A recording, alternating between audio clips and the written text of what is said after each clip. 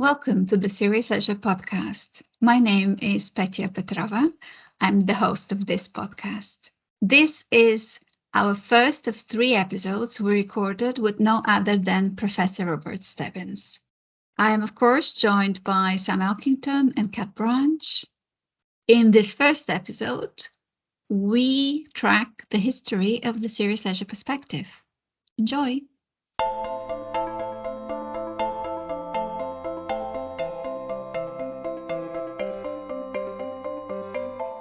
Welcome to the Serious Leisure podcast. My name is Petya Petrova. I'm your host for today's podcast. I am joined by our regular podcast contributors, Dr. Sam Elkington and Kat Branch. Sam is from Teesside University. He is our Serious Leisure expert. Welcome, Sam. Thank you very much, Petya. And I might not be the only expert on serious leisure in the room today. Spoilers, Sam. Thank you. We are glad to have you here and your expertise, Sam. We are also joined by Kat Branch. Kat leads the University of the West of England Centre for Music. Welcome, Kat. Hello, Petya. I'm very excited about this episode today. Aren't we all? Thank you, Kat. And just for our listeners, we often abbreviate the University of the West of England to UWE. In this podcast, we share stories about our leisure pursuits, our passions, hobbies, and interests. We reflect on our attempts to successfully, or not so successfully, balance work and leisure time. And we draw on insights from the serious leisure perspective and the vast literature on it. Today's episode is a slightly different one. We are very excited to welcome today our esteemed guest and the person behind much of what is written about the serious leisure perspective, Professor Robert A. Stebbins from the University of Calgary.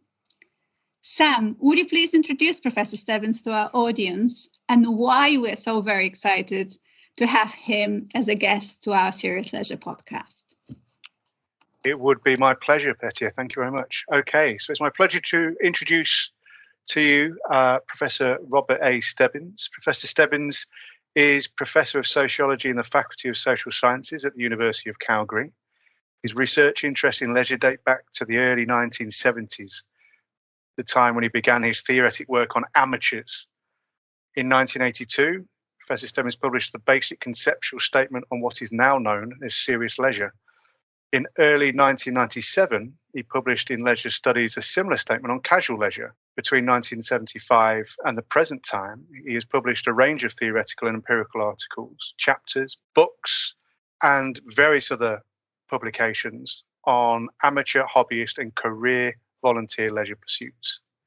A third category of leisure, namely project-based leisure, was defined and discussed in Leisure Studies in 2005. Combined, the concepts of serious, casual, and project-based leisure form the serious leisure perspective, which you've been hearing a lot of on this podcast. Now, perhaps the most established and theoretical framework for studying leisure, drawing on a body of empirical work that spans over 4 decades. In this time, Professor Stebbins has written in excess of 50 books, with most centering exclusive or substantially on one aspect or another of the serious, casual, or project-based aspects of the serious leisure perspective. So welcome to Professor Stebbins. We're going to be referring to yourself as Bob, of course, as you are known the world over. And just for our listeners, just so you're aware that everybody that I know around the world calls Professor Stebbins Bob Stebbins. So, and we shall be following that trend. Okay, so there you have it. We have our esteemed colleague and guest this evening. Thank you, Sam, and welcome, Bob, to the Serious Leisure podcast. It's a pleasure to be here or there, in as much as we are talking across a 7-hour time zone deficiency, which means it's getting close to dinner time where you are.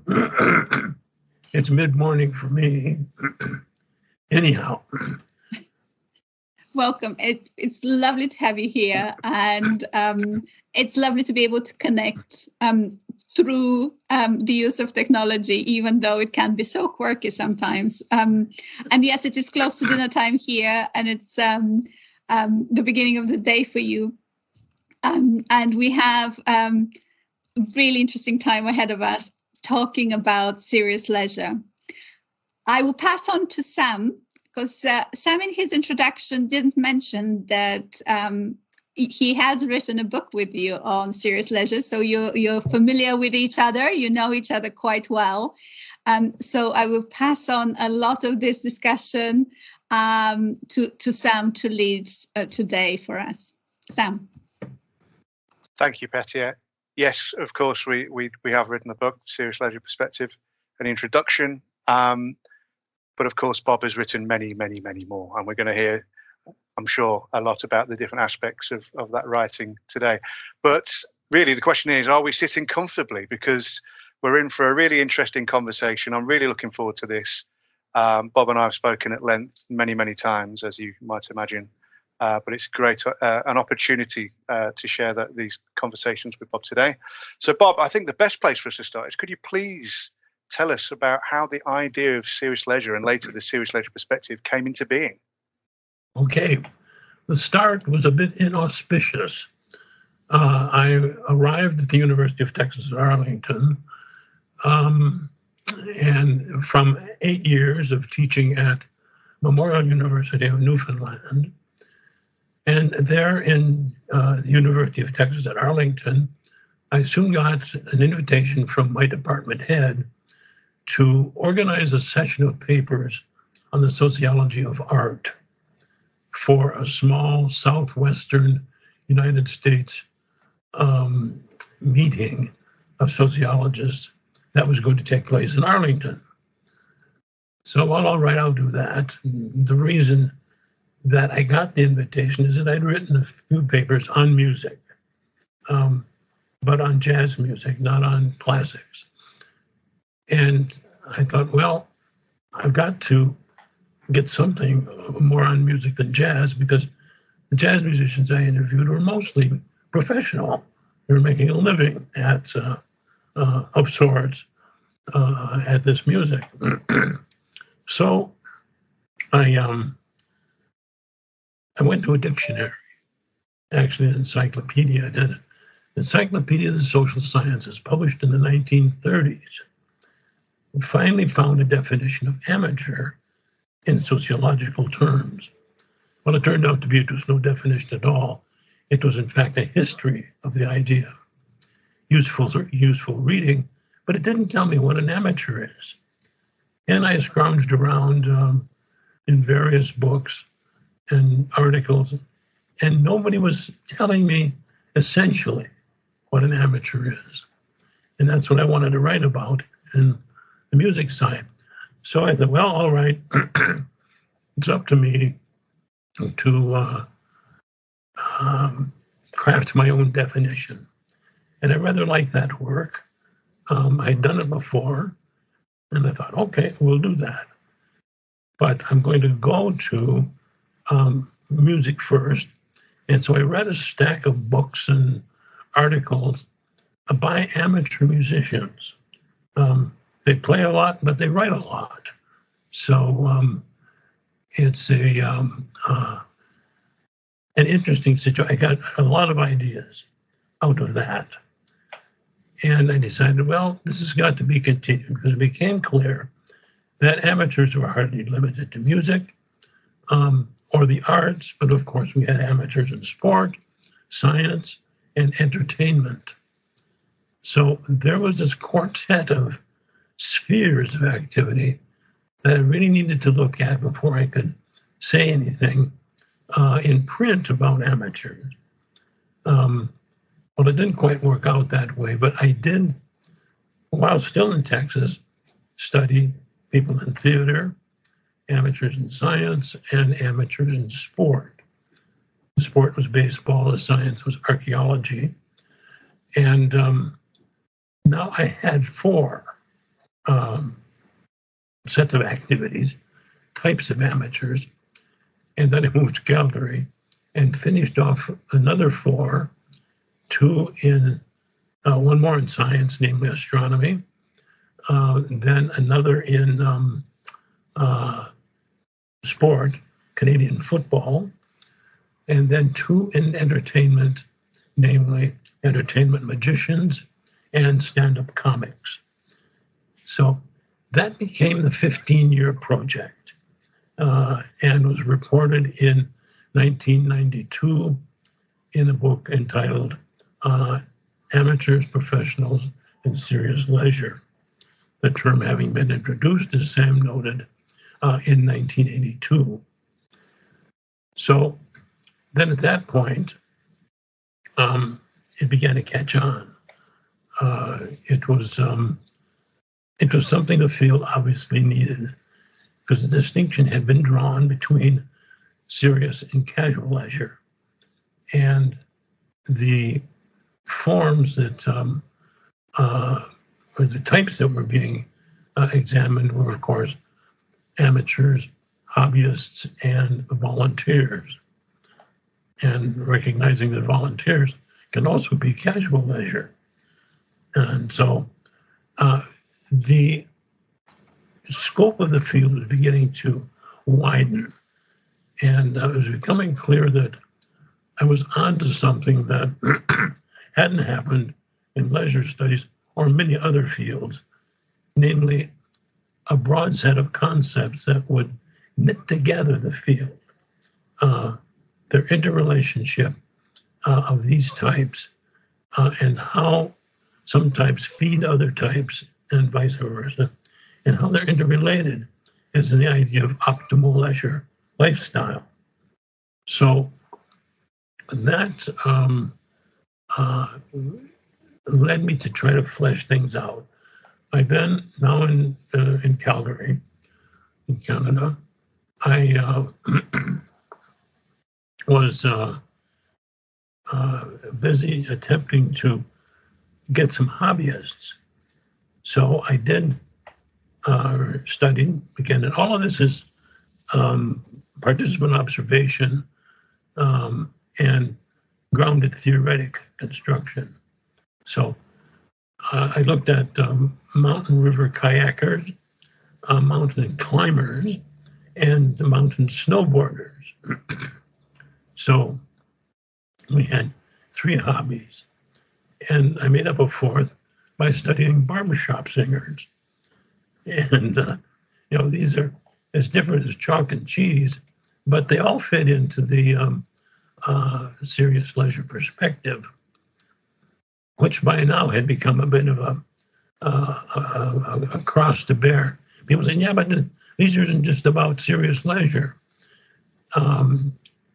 And that is when I put out the book in 2007, called Serious Leisure, Perspective for Our Time, and dumped them all into the idea of perspective. Serious leisure gets top billing only because it began the show, and not because of it was superior. Because at this point I realized it is not superior. It is very much a toss-up as to which is most important. Sure, well-being is basically achieved through self-fulfillment and serious leisure. But sometimes we need a break. Here comes the casual leisure. So, and sometimes we need to do things with people whom we love or respect, and it's more casual leisure.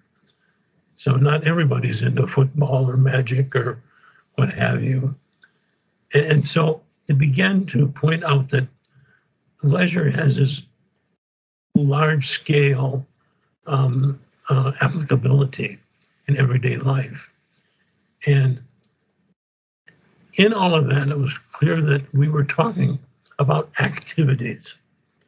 And that was an important, I thought, an important insight, that we in sociology were used to using role as a concept. But a lot of amateur activities aren't particularly roles. So taking a nap in the afternoon is not a role. Maybe in Mexico, but not in many other countries, the siesta. Or getting a back rub, both casual leisure, but not a role. So moreover, when you call it an activity, you then begin to bring in important notions like taste for the activity. So I soon learned, especially from my archaeologists, they would tell their friends, well, my leisure's digging in the dirt and uncovering arrowheads and small artifacts with the now indigenous people. So, and his friends say, that sounds like too much work for me. But for the archaeologist, it was fun. Indeed, it was fulfilling. So taste is an issue. And I can quite see it. Not everybody's going to go in for snowboarding. It's not their thing. And it's taste and then agency. It was very clear that people had to say, well, I like archaeology. I'm going to find out how to do more of it. And they scrounge around. They discover there's a society in town devoted to archaeological interests. For example, I got a guitar in my hand and don't know how to play it, but I like it. It's fun. It's like fun. And what do? They bring up a teacher and get some lessons on this instrument. So activity, agency, and taste go together. And they sometimes are a role, but often it's not. They are not a role. But they're very motivational. And they plug in nicely to the larger society. So if you're interested, for instance, in downhill skiing, well, first thing you're going to learn is that there are resorts to go to, ski hills to go to, that facilitate this interest. And you learn about how much it costs, you learn how to get there, and you learn how to buy the equipment and maintain it. So there's a social world involved in all of this. Now, this orientation began, as I say, in 1973, and then through field work and through discussion with colleagues and through some of them writing, this whole perspective gets fleshed out. And we're hardly done. In 2002, the Leisure Studies Association invited me to contribute short articles in the newsletter. Today a blog, but when invited, it was simply a newsletter. And that turned out to be a very important asset for furthering the serious leisure perspective. And because I could write, as it were, drafts of ideas, get some feedback. Sometimes they would get published in a journal as pretty much as they were written for the newsletter. Other times they get expanded or folded into a book, one thing or another. So the 60th article will come up in, I think it's July of this year. So it's been going on quite some time and has been very valuable as a sort of off-Broadway type of interest that could enable me to polish a bit the ideas. Also important in the development of all of this was the chance meeting of Jenna Hartel, a student at the time in library and information science at the University of California at Los Angeles. And we bumped into each other in an elevator in Philadelphia at a sociological conference. And I didn't know her, but she knew me by sight. So we got out of the elevator and went straight for coffee. And her orientation toward information and knowledge was something I needed. And she pointed out what you do need, and I'm willing to help. Talk about agency.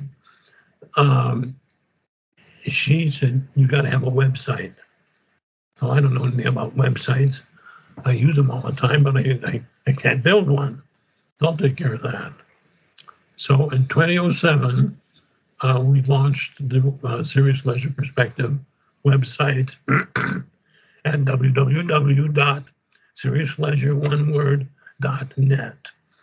And that's been expanding.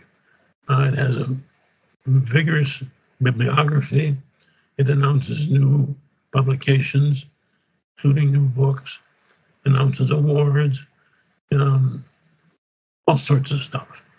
And there is a summary on it of the Serious Leisure Perspective, as well as a list of scales. There's now a dozen scales measuring aspects of serious, casual, leisure. So as soon as this stuff got into the bloodstream of leisure studies, tourism, and events and sport and things like that, there's a lot of quantitative people out there who immediately thought this should have a scale. So the first scale I was involved in kind of as the conceptual foundation of it all. But James Gould was a PhD student at Clemson University in South Carolina, and he cooked it up to produce the Serious Leisure Inventory Measure. And that's been translated into a few other languages. And so that became another arm, and it attracted a lot of people. And if they didn't have a scale they wanted, they invented their own. There's a fellow named Wang in China. Every time he goes to do research, he cranks out a new scale. And sometimes he's doing research within the Serious Leisure Perspective. So what's nice about it is that these research approaches generate huge amounts of data. And those data are useful in validating the concepts that have become a Serious Leisure Perspective.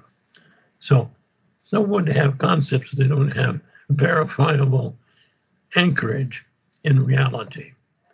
Now they do through, of course, grounded theoretic research, but such research is also quite limited.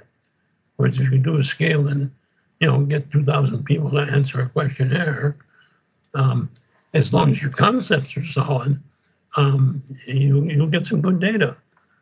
And of course, as long as the measure itself is solid. So it was a nice division of labor, the way it ought to go.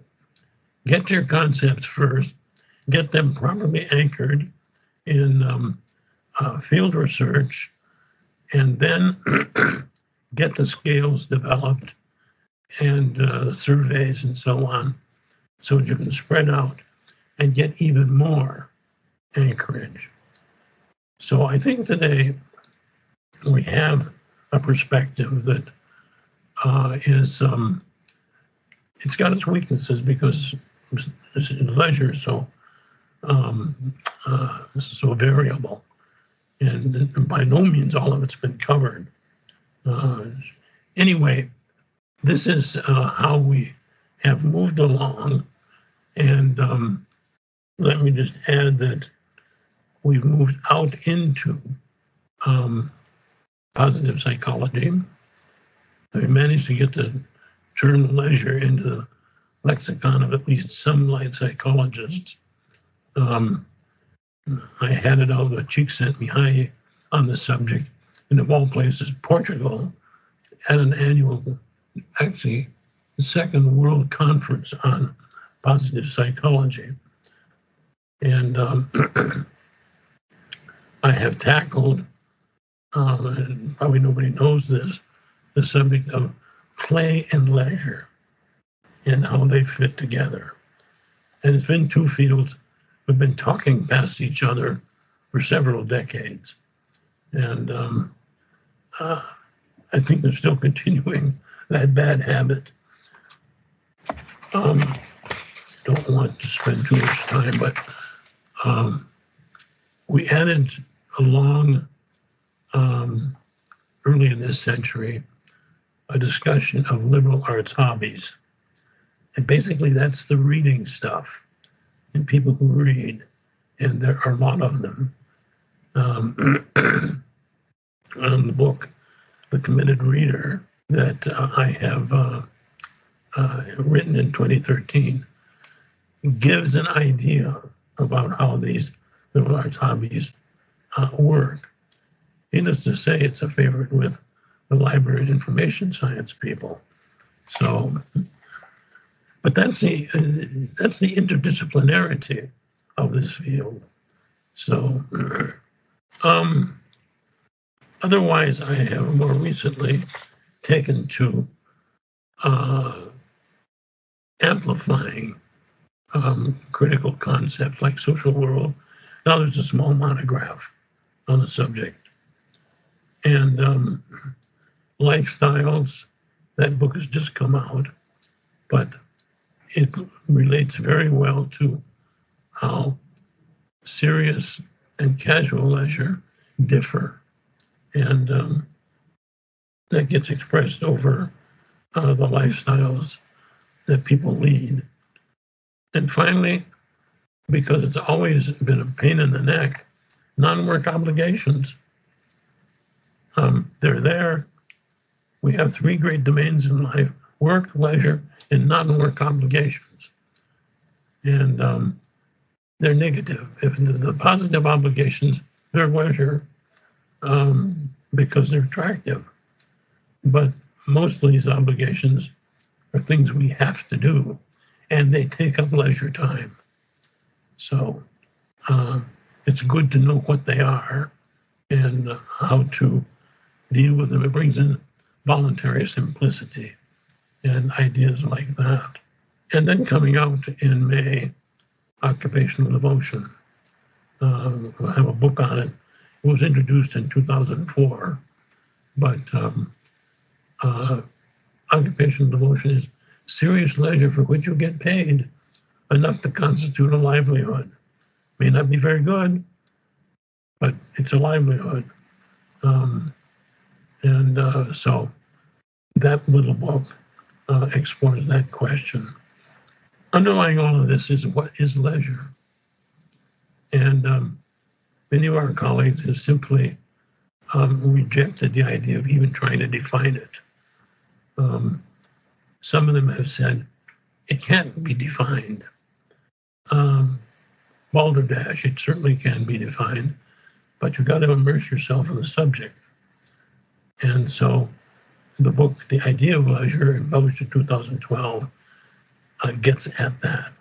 It gives a short dictionary type definition, but it spends the rest of the book, as one must, defining what leisure is. And until you know how you can define your central subject, it'll always be elusive. You won't know. There's too much other stuff coming in. And part of that's work. If you love your work, then I bit the bullet, as it were. I love my work. It must be leisure, and even if I'm making money at it. So that's a bit of a heretical statement, but nonetheless, there we are. So the serious leisure perspective is a set of concepts that are interrelated and continually under interrelationship that spans the field of leisure and brings everything into play. We don't know all there is to know, and so there will be things added to that discussion. But I think the framework can handle that. We can introduce new activities, and there will be a place, or if not, we'll invent a place.